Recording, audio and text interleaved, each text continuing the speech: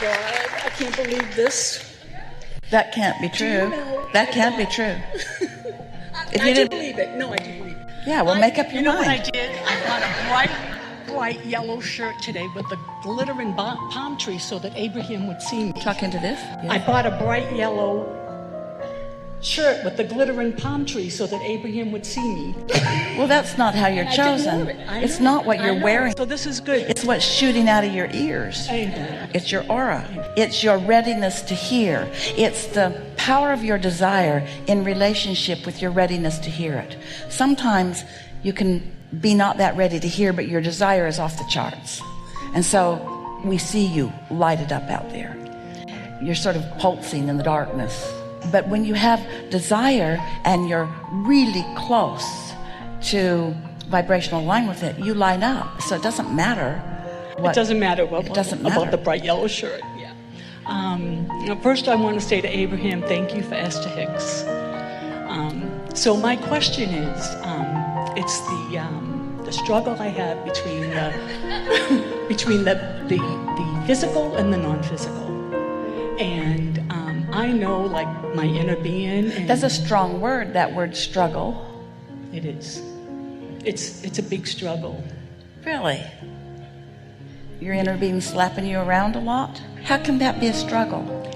I know my inner being is powerful, but my physical being is a big interruption to it. Well, that's all right. Did you ever ride a bicycle? Mm-hmm. Did you get it right the first time you got on it? No. Did you get better at it? Yes. Was it more of a struggle in the beginning? Standing up's a struggle today.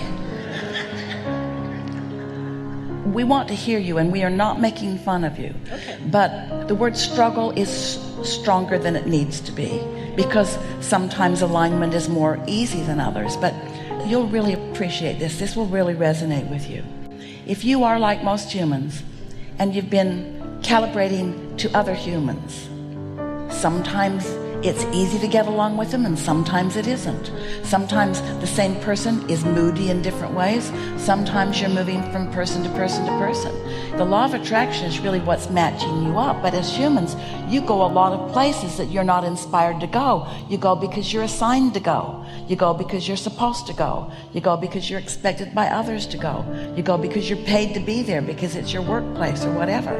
So there are a lot of humans that are interacting with a lot of other humans, and you find that kind of calibrating to be really challenging. But when you switch over to an understanding that you want to calibrate to your inner being who's always stable, then it's not challenging, because you're not trying to hit a moving target, because your inner being isn't moving. In other words, your inner being is always this signal that you can learn to tune to. Have you ever had a situation with two humans, like a husband and one of your children, or a friend and another friend, where they each wanted something different from you, and you're in the room with them trying to decide which one of them to please this red hot minute? And you know, now that's a struggle, because you can't please both of them, and they're both in their insecurity looking to you to give them something that they need. That's unstable. That's a struggle. But when you're talking about your relationship with your inner being, that's not a struggle, because your inner being adores you. Your inner being understands your worthiness. Your inner being knows who you are, knows what you want, knows where you stand in relationship to everything you want. So most of that equation that you have with people, well-meaning people, but just the same people, doesn't exist with your inner being. That's why we want to help you get acquainted with your inner being and your inner being's relationship with you. You're really parts of the same whole, but the inner being part is steady and sure, and you aren't always, and that's when you have a struggle. But it's an easier struggle. It's this easy. I don't feel so good. I must not be in sync with my inner being. So my inner being must be looking at this in a different way than I am. Wonder how my inner being's looking at this. And just with that handful of mental processes, usually you can realize that your inner being is seeing something different. When you're down on yourself and you feel bad, It's because your inner being isn't down on you. When you're mad at somebody and you feel bad, that's because your inner being isn't mad at them. When you're afraid of something and you feel that fear, that's because your inner being isn't afraid. Want to talk some specifics, or did that? Just one specific. The inner being with the physical being. Can you hear? The inner being with the physical being, my physical being with my weight. My weight is my worst enemy. My weight it's an interruption to the person that I feel I was meant to be. So here's the thing. So we talked about this a little bit already. How easy it is when you're in your physical form to look around, to sniff around, to feel around, to listen around, to lick around. In other words, your physical senses are dominant because they're so well developed. Each one of them is a vibrational interpreter. And so we know that manifestations for most people are easier to see, they're easier to hear, they're easier to know, except monkey.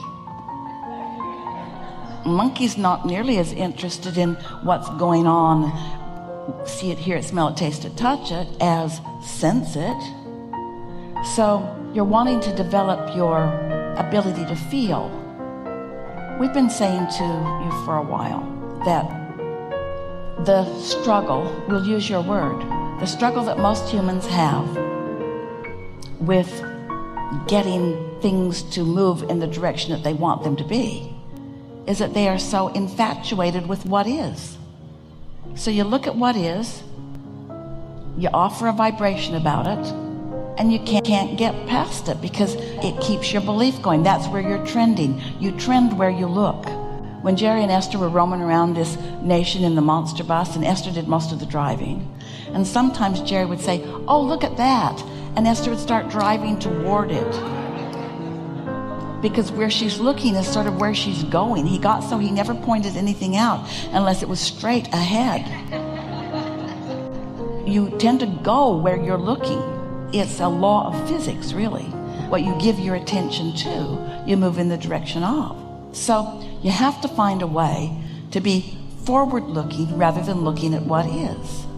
And we know you find a way to do that for a little while, and then you revert back. We acknowledge with all of you, friends, we know for sure it is easier for you to look around than it is to feel around initially.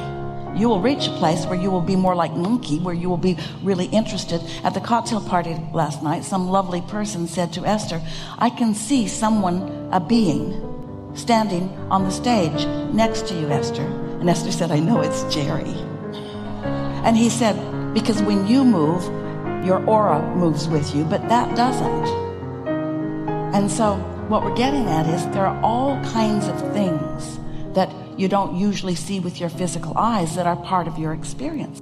So you have to come to believe that the vortex version is real and in the process of becoming. Here's the best way to describe this to you.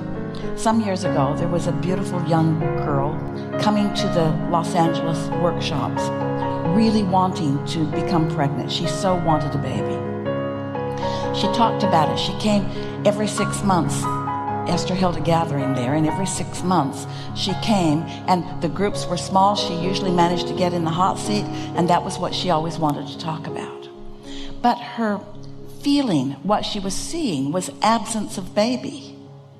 She was wanting to get pregnant and not getting pregnant, and the reality of not being pregnant was so dominant within her. And so we talked about the vortex version. We talked about it's in the process of becoming. And then one day, maybe 6 or 7 workshops later, she arrived, raised her hand, sat in the hot seat, and announced that she is pregnant.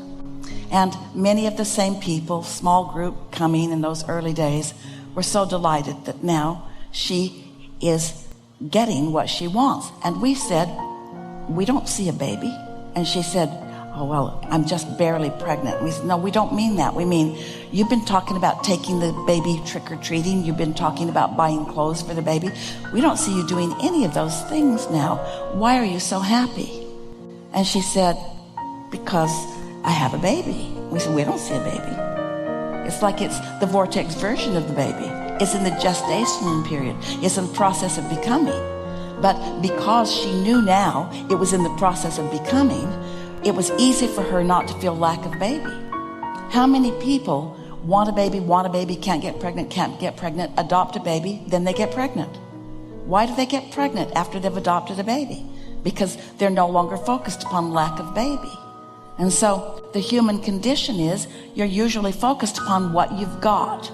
And if what you've got isn't what you want, then it just keeps changing to more of the same over and over again. So it is so important that you believe in the reality of your vortex with your gestation of the things that you want. And you have to let that be not the complete thing that you think about all of the time, but at least you want to let it be something that you're doing more of the time.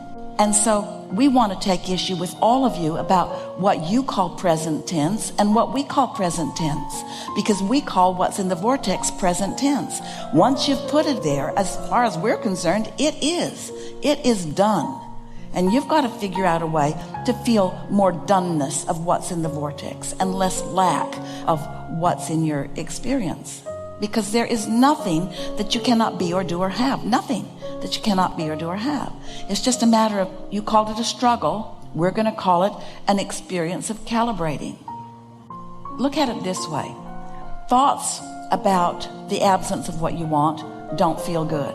So what do you think your inner being is thinking? If you're not feeling good, you know for sure your inner being's thinking something different. What do you think it is? Your inner being is not focused upon where you are in terms of manifestation. Your inner being is focused upon where you're going. And when you do that, you'll be happy about where you are. When you get out on the road to do a road trip, Esther's been doing some road trips. She drove from California to Texas recently and loved every minute of it. Just couldn't stop oohing and ahhing about the beauty of all of it.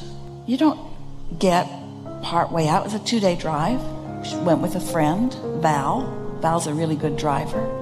So she didn't get out in the desert on her way to where she wanted to be and start feeling all discouraged and sorry for herself because she was not where she wanted to be, because she knew she was on her way to where she wanted to be. It's the same thing with everything. Yes? Yes. So some games that we would play, wouldn't it be nice if? I'm really looking forward to, and something else. There's one last piece of this. We love you so much. You are so nosy about what you think other people think. And other people rarely are thinking exactly what you think they're thinking. You just assign it to them. So you've just decided, for whatever reason, that you don't look the way you want to look. Sometimes you pick it up from some other insecure person. Sometimes you do. But what are you doing roaming around in those frequencies? Did you not meditate? Did you not segment intend? Did you not play the wouldn't it be nice if game?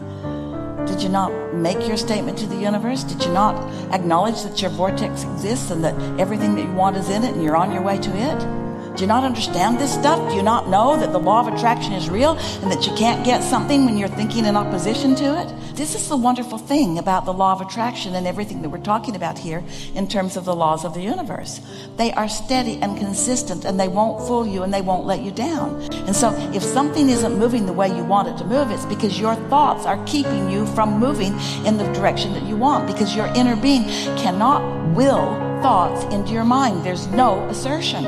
It's only attraction, and you are the attractor creator of your experience. Your inner being is a cooperative component, but you're running this show. Enough? Enough. Really good. Thank you. Really Thank good. you very much. Really good.